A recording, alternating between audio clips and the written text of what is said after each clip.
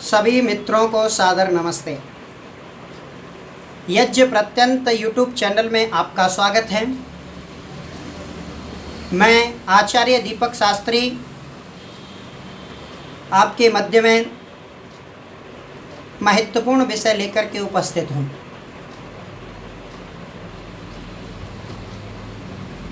प्रायः संसार में हम देखते हैं कि सबसे ज़्यादा चर्चा, सबसे ज़्यादा सत्संग, सबसे ज़्यादा यदि किसी पर बहस होती है तो एक व्यक्ति है, उसका नाम है ईश्वर।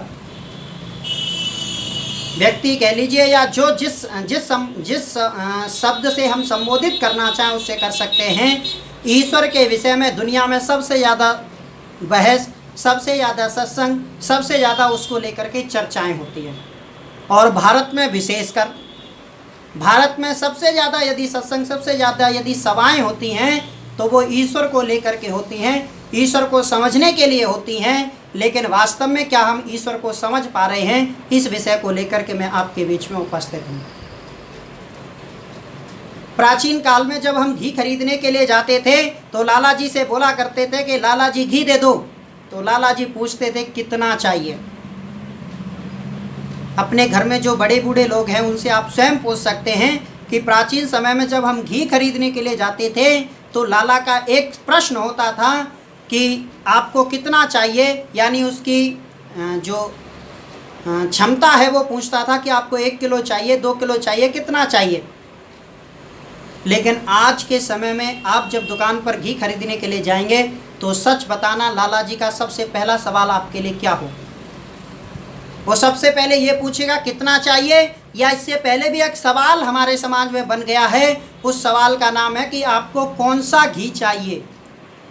भजन बाद में पूछेगा, पहले आपसे पूछेगा कि आपको कौन सा घी चाहिए, क्योंकि घी के नाम से हमने आज मार्केट में अनेकों पदार्थ प्रचलित कर दिए हैं, जिसे हमने नाम घी का दे दिया है और अपनी अपनी ब्रांड बना दी। इसलिए लाला जी को पूछना पड़ता है कि कौन सा घी चाहिए, और हमें बताना पड़ता है कि मुझे ये वाला घी चाहिए, मुझे मधु का चाहिए, मुझे पतंजलि का चाहिए, या मुझे किसी का पारस का चाहिए। ऐसी बहुत सारी कंपनियां हैं जिन कंपनियों के नाम से हमारा घी जाना जाता है।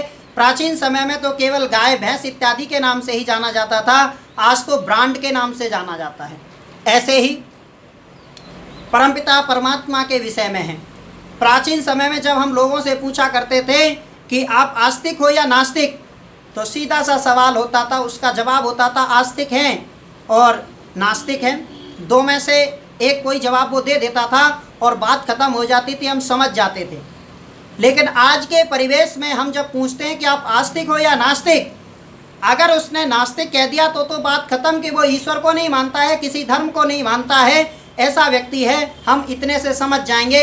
लेकिन अगर उसने आस्तिक कह दिया, फिर हमारा एक प्रश्न और बनेगा। यदि उसने आस्तिक कह दिया तो हम उससे पलट करके एक प्रश्न करते हैं कि किस भगवान को मानते हो? भगवान को तो मानते हो, लेकिन किस भगवान को मानते हो, किस धर्म को मानते हो, किस मत को मानते हो? ऐसे ही हमने आज ईश्वर को लेकर के बंटवारा कर रखा है। वास्तव में ईश्वर एक है, लेकिन हमने ईश्वर के नाम से अनेकों भगवानों को बाजार में उतार रखा है। इसलिए हमें पूछना पड़ता है कि आप कौन से ईश्वर को मानते हैं। वास्तव में तो ईश्वर एक है, और हम आरती करते हैं उसमें भी बोलते हैं तुम हो एक अगोचर, एक हो और अगोचर हो, आंखों से दिखाई नहीं देते हो। लेकिन फिर भी हम आरती लेकर के बहुत सारे भगवानों के सामने से आरती घुमा करके आते हैं, तो पता चलता है कि जो कह रहे हैं वो हमारे, जो हम बोल रहे हैं वो हमारे चरित्र में, हमारे व्यवहार में बिल्कुल भी नहीं है। इसलिए ईश्वर को समझने की आवश्यकता है। वेद भगवान कहता है ओम ख ब्रह्म, ईश्वर खम ब्रह्म है, इस सारे संसार का पालन करता है। ईश्वर के अनेक नाम हैं, वो केवल और केवल गुण और कर्म से हैं। जैसे आप यदि पढ़ने जाते हैं तो आप एक विद्यार्थी हैं, आप अपने पिता के बेटे हैं, माँ के बेटे हैं। यदि आप कोई काम करते हैं, उस काम के आधार पर आपका नाम रख दिया जाता है। ऐसे ही परमपिता परमात्मा के अनेक नाम हैं, लेकिन वो वास्तव में है तो एक ही। इसलिए उस एक को समझने की आवश्यकता है। संसार में आज बहुत सारा भ्रम फैलाया जा रहा है, उस भ्रम से बचने की आवश्यकता है। यदि वास्तव में आप ईश्वर को जानना चाहते हैं, वास्तव में ईश्वर को समझना चाहते हैं, वास्तव में इन नामों के अर्थों को जानना चाहते हैं कि आज समाज में जो भगवान के नाम प्रचलित हैं वो कहाँ से बने हैं और उनका वास्तविक अर्थ कहाँ है या क्या है, किस आधार पर वो नाम ईश्वर का पड़ा है, ये सारी बातें यदि आप जानना चाहते हैं तो महर्षि स्वामी दयानंद सरस्वती कृत रचित सत्यार्थ प्रकाश का प्रथम समुल्लास जरूर पढ़ें। प्रथम समुल्लास में स्वामी जी ने 100 नामों की व्याख्या की है जो आज समाज में प्रचलित हैं। उन 100 नाम जिन्हें हम भगवान मानते हैं, ईश्वर मानते हैं, ऐसे 100 नामों की व्याख्या महर्षि स्वामी दयानंद सरस्वती ने सत्यार्थ प्रकाश में की है।